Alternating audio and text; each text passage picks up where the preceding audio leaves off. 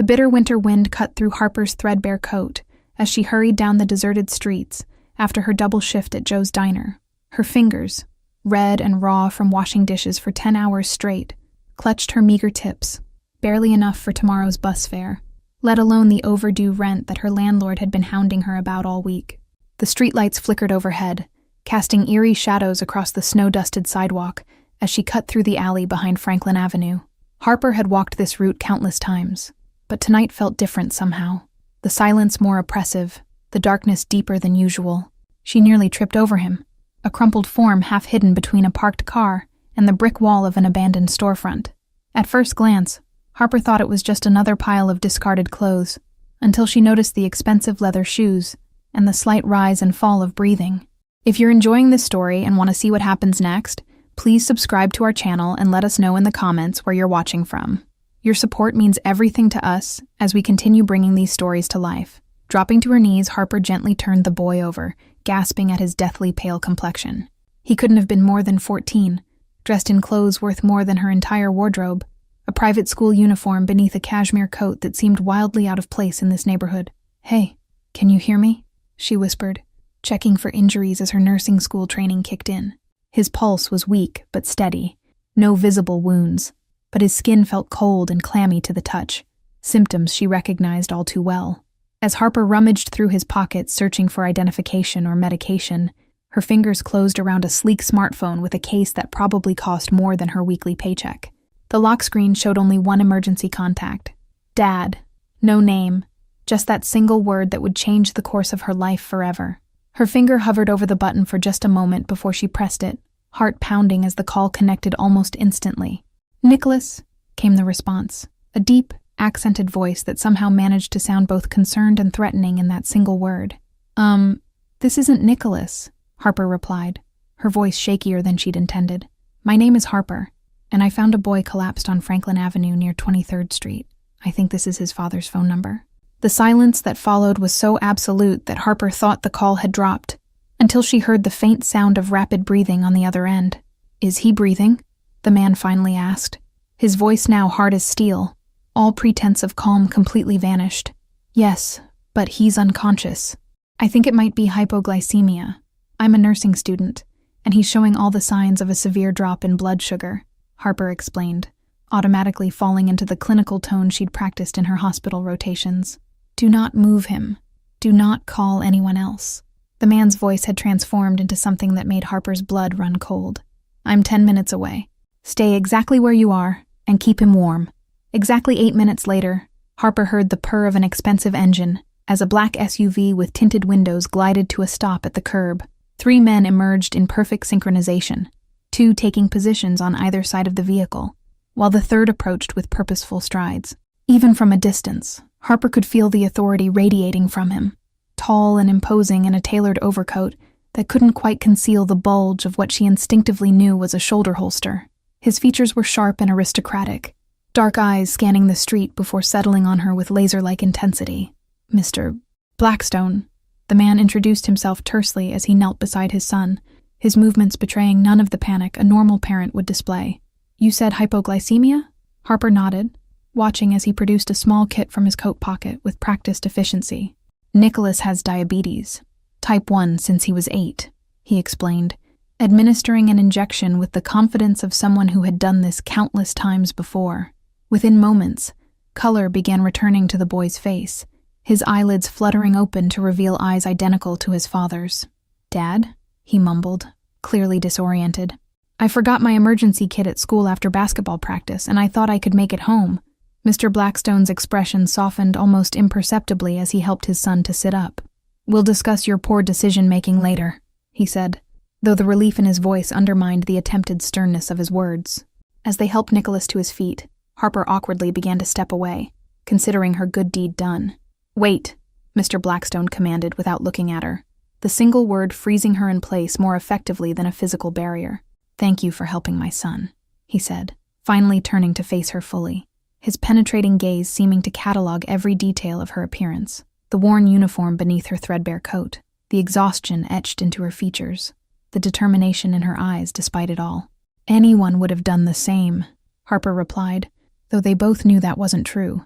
Not in this neighborhood, not at this hour, not for a stranger who screamed wealth and vulnerability in equal measure.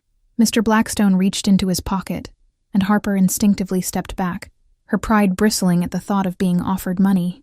"I don't need a reward," she said quickly, chin lifting with the stubborn dignity that had carried her through years of poverty.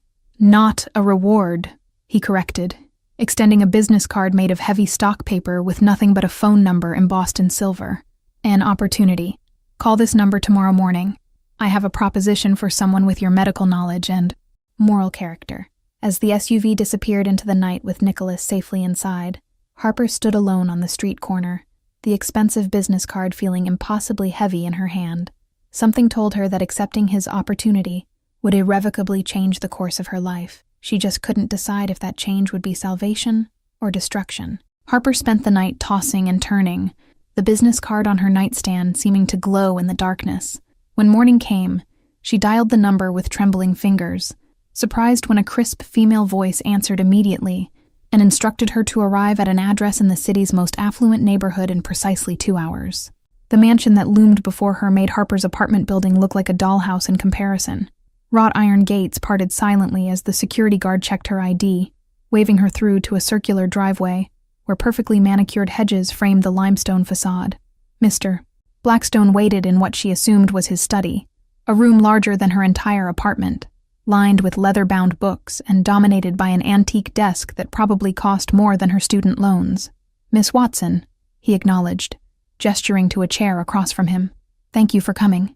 Nicholas has a rare form of type 1 diabetes that makes his condition particularly volatile," he explained without preamble. "His previous medical companion recently left our employment, and I find myself in need of someone with your specific skills and discretion." Harper's jaw nearly dropped at the figure he named as her salary, more money than she'd make in 3 years at the diner. "You want me to be your son's... what exactly? Nurse? Babysitter?" she asked, struggling to maintain her composure. "Medical monitor," Mr. Blackstone corrected. "Nicholas is 14 and resents constant supervision, but his condition requires it. You would live here, accompany him to school events, monitor his glucose levels, and ensure he follows his treatment protocol." A door slammed somewhere in the house, followed by the sound of running footsteps. Moments later, Nicholas burst into the study, his earlier vulnerability completely transformed into teenage defiance. "I don't need a babysitter, Dad. I had 1 bad episode.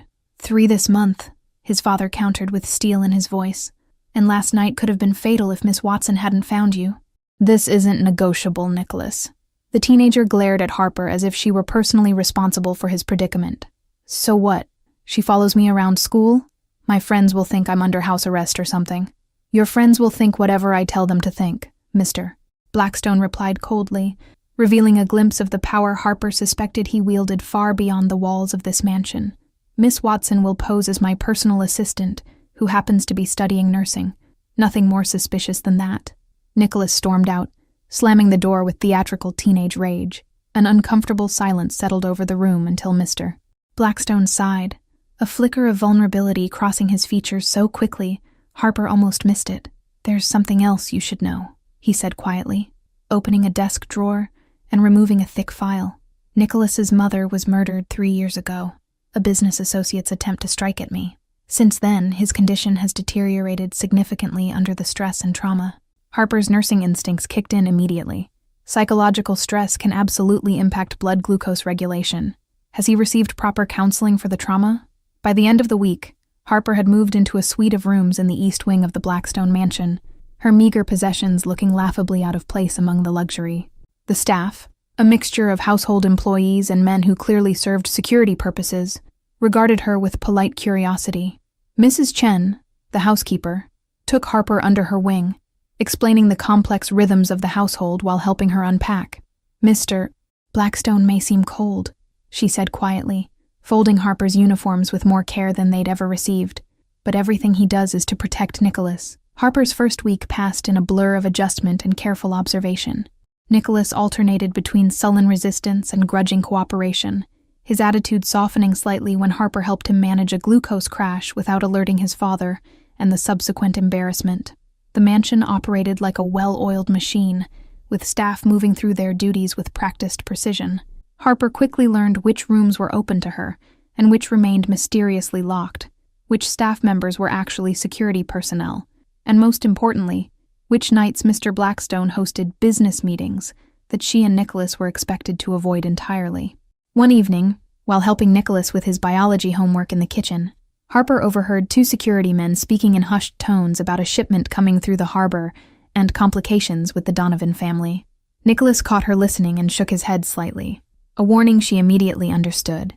"You don't ask questions in this house," he told her later, as she checked his glucose levels before bed. "Dad has complicated business interests. The less you know, the safer you are."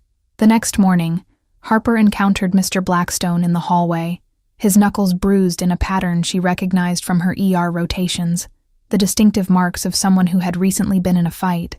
Their eyes met, his challenging her to comment, hers showing only clinical assessment without judgment. "Nicholas has a school field trip today," she said instead, pretending not to notice. "I've packed his emergency kit and extra sensors for his continuous glucose monitor.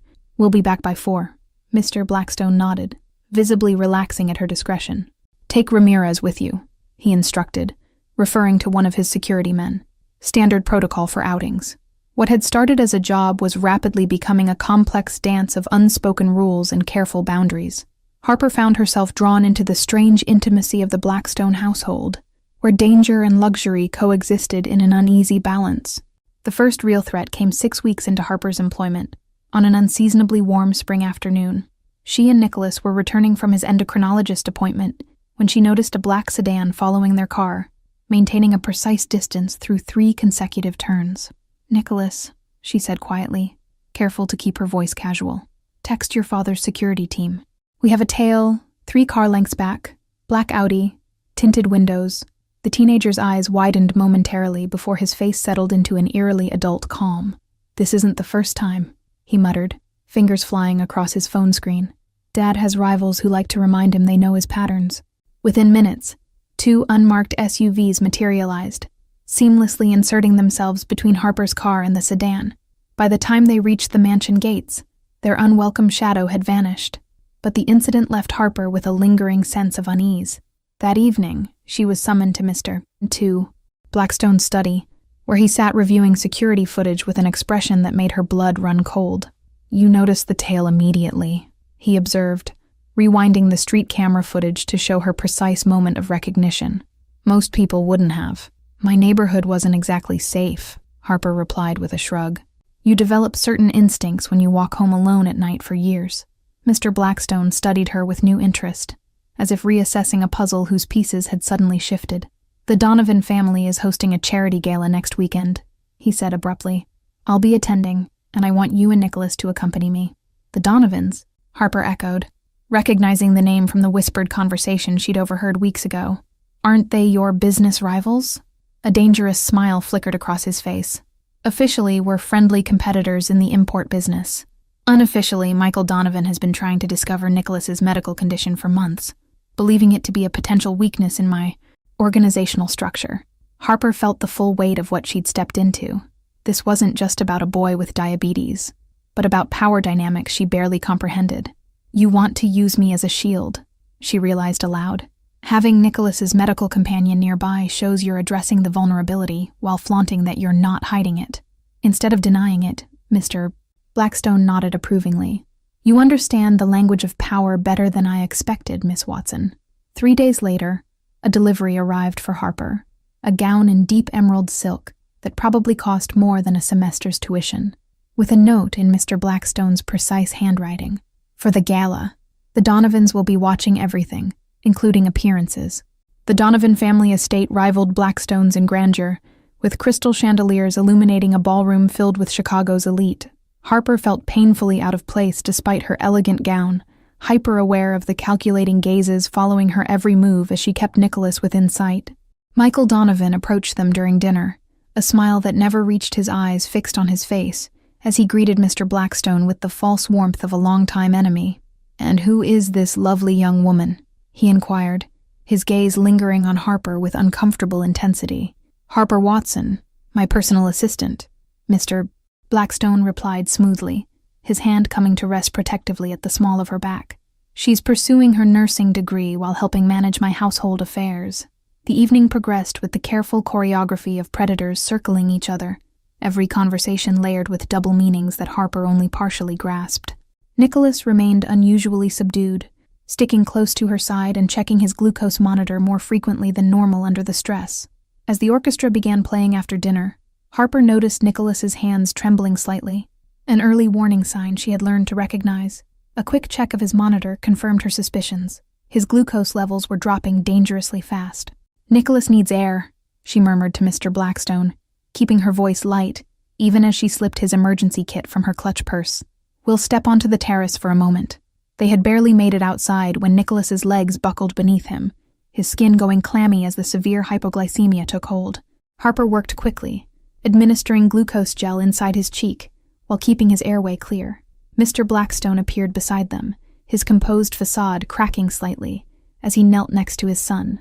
"What happened?" he demanded, the fear in his voice making him sound human for the first time since Harper had met him.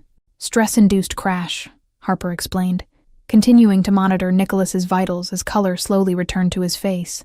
"His body's burning glucose faster than normal because of the adrenaline. He'll be okay in a few minutes."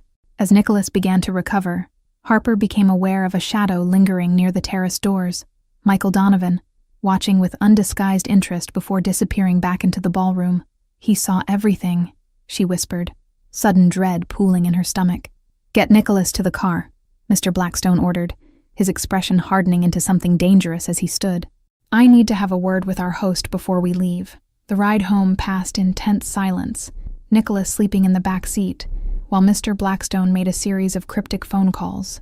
When they arrived at the mansion, he carried his son inside with surprising gentleness before returning to where Harper waited in the foyer. "Donovan will use what he saw tonight," Mr. Blackstone stated flatly, pacing the length of his study as Harper sat exhausted in the leather chair. "He'll spread word of Nicholas's condition, position it as a weakness in my organization, attempt to leverage it against me." Harper watched him move like a caged predator, seeing for the first time the full weight he carried. "You've spent years hiding his condition, haven't you? Not just for his privacy, but because in your world, any vulnerability can be exploited." "My wife was killed because she was perceived as my weakness," he replied, voice hollow, with a grief that still felt raw after 3 years. "I won't let that happen to my son." Dawn was breaking when Mr. Blackstone's security chief burst into the study without knocking, a breach of protocol that instantly put Harper on alert. "Sir, we have confirmation that Donovan's men accessed Miss Watson's apartment building last night. They've been questioning her former neighbors." Cold dread washed over Harper as she realized the implications. "They're investigating me? Why would they care about my background?"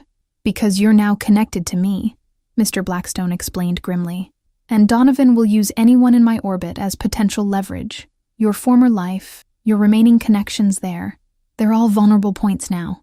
The weight of responsibility pressed down on Harper's shoulders as she realized her decision affected more than just herself. Images of Mrs. Patel watering her window plants and offering Harper homemade chai flashed through her mind, suddenly transformed into potential targets in a war she never chose to join. James's network of informants had already intercepted 3 of Donovan's men surveilling the community college where Harper's study partners still gathered every Thursday. The thought of violence touching that small library room where she'd once struggled through anatomy flashcards turned her stomach to ice. "They won't stop at passive observation," James warned, sliding surveillance photos across his desk. "Donovan believes in applying pressure until something breaks. He'll start with subtle intimidation and escalate until he finds the threshold of what you can bear." Harper examined the clinical rotation schedule that Professor Jenkins had presented, each location carefully selected not just for educational value but for security infrastructure. Even her education had become a strategic consideration in a chess game where she was simultaneously pawn and queen. Harper thought of her elderly neighbor, Mrs. Patel, who had always saved leftovers for her, of her study group at the community college, of the diner owner who had kept her job open despite her sudden departure. "These are innocent people who have nothing to do with your world." Mr. Blackstone's expression remained impassive, but something flickered in his eyes. Regret, perhaps, or something deeper. "There are 2 options now. You can leave, return to your life with enough money to finish your degree somewhere far from Chicago. Or you can stay, and I'll extend my protection to those you care about." "That's not really a choice," Harper said quietly. understanding the manipulation even as she recognized the genuine offer of protection. "You know I won't abandon Nicholas now." The next morning, a sleek black car arrived carrying Harper's nursing school advisor, Professor Jenkins, who looked bewildered to be escorted into Blackstone's study. "Miss Watson, your benefactor has made an unusual request regarding your education," she began, glancing nervously at Mr. Blackstone. The unusual request turned out to be a complete restructuring of Harper's degree program, private tutoring, accelerated coursework, and clinical rotations arranged at medical facilities owned by Blackstone subsidiaries. Professor Jenkins left with a dazed expression and a substantial donation check for the nursing program. "You're rewriting my life," Harper observed that evening, as they sat on Nicholas's hospital-grade monitoring equipment, "making me dependent on your world, cutting off my escape routes." 3 months after the Donovan Gala, Harper's integration into the Blackstone household was nearly complete. Nicholas had transformed from a reluctant patient to an ally, his health stabilizing under her consistent care, while their relationship evolved into something like friendship, or even siblings. The morning calm shattered when Harper entered the kitchen to find Mr. Blackstone, James, as he'd finally insisted she call him, speaking tersely into his phone, his knuckles white around the receiver. "Bring the car around. We need to move now." "Donovan's men took Mrs. Patel," he explained grimly as they rushed toward the waiting vehicle. "Your former neighbor. They're holding her at an abandoned warehouse as bait, expecting me to send security while they target Nicholas here." Harper's blood ran cold at the thought of the kind elderly woman in the hands of men like Donovan. "We have to help her. She has nothing to do with any of this. She's innocent." James's expression was unreadable as he checked his weapon. "That's why we're going personally while the security team stays with Nicholas. They expect me to prioritize my household over your connection. It's the one scenario they haven't planned for." The warehouse loomed ahead, deceptively quiet in the morning light. James handed Harper a small device. "Tracking beacon. If anything happens to me, press this button and my team will come. Get Mrs. Patel out first, no matter what." Inside was a maze of shipping containers and forgotten machinery, the air thick with dust and foreboding. James moved with predatory grace, signaling Harper to follow his exact footsteps as they navigated deeper into the trap that waited for them. They found Mrs. Patel tied to a chair in a small office, frightened but mercifully unharmed. As Harper rushed to untie her, James positioned himself at the doorway, weapon raised against the footsteps approaching from multiple directions. "Get her to the exit," he ordered, eyes never leaving the corridor. "I'll hold them off. Don't argue, Harper. Her life depends on your speed now." Supporting Mrs. Patel's weight, Harper hurried through the warren of corridors, the sounds of gunfire erupting behind them. They had almost reached the exit when a figure stepped from the shadows. Michael Donovan himself, a pistol aimed directly at them. Time seemed to slow as Harper positioned herself between the gun and Mrs. Patel, her medical training automatically calculating angles and vital points. The warehouse's damp air filled her lungs as she breathed deeply, searching for the same calm she'd mastered during Nicholas's worst episodes. Donovan's eyes betrayed a flash of uncertainty. He had expected fear or pleading, not the steady gaze of someone who had already accepted the possibility of this moment, from the day she first called James Blackstone. The power dynamic shifted imperceptibly as Harper held her ground without flinching. Behind Donovan's shoulder, a shadow detached from the darkness, moving with liquid precision that spoke of years of combat training. James's presence radiated a controlled fury that seemed to lower the temperature in the warehouse. His focus narrowed to a predatory intensity Harper had glimpsed only once before, the night Nicholas had collapsed at the gala. The moment crystallized Harper's transformation, from a struggling nursing student who once feared the implications of Blackstone's world, to a woman who now understood its unspoken language of power and protection. The warehouse's decaying walls held witness to the final dissolution of her old life and the solidification of her place in this new one. "The famous nurse," he sneered, blocking their path. "Blackstone's new weakness. How convenient that you've delivered yourself to me, saving me the trouble of hunting you down later." In that moment of terror, Harper made a calculation based on everything she'd learned in the Blackstone household. "You won't shoot me," she stated with more confidence than she felt. "I'm more valuable as leverage. And you won't shoot an elderly woman because even in your world, there are lines you don't cross." Donovan's momentary hesitation was all that was needed. James appeared behind him, silent as a ghost, the barrel of his gun pressing against Donovan's skull. "You targeted my son's medical condition. You abducted an innocent woman. You threatened someone under my protection," he said, his voice eerily calm. Any one of these would earn my retribution. All three? That's a death sentence. The drive back to the mansion passed in stunned silence. Mrs. Patel safely delivered to a private medical facility with round-the-clock security. It wasn't until they were alone in his study that Harper finally asked the question that had been burning inside her since the warehouse. "You could have let them take me," she said quietly. "It would have been the logical choice. Protect Nicholas. Sacrifice the nurse. Why risk everything to save me and Mrs. Patel?" James moved toward her slowly, as if approaching a frightened animal. "Because you showed me there's more to strength than power," he answered, his voice rough with emotion. "The night you found my son, you stopped for a stranger when no one else would. That kind of courage, it's worth protecting." The distance between them vanished as his hand cupped her cheek, thumb tracing the outline of her jaw. "Stay," he whispered, the word somewhere between a command and a plea. "Not as Nicholas's nurse, not as my employee. Stay because this house hasn't felt like a home until you were in it. Thank you for following my story. If you enjoyed it, don't forget to like, subscribe, and share this video, as your support is crucial for me to continue creating content here.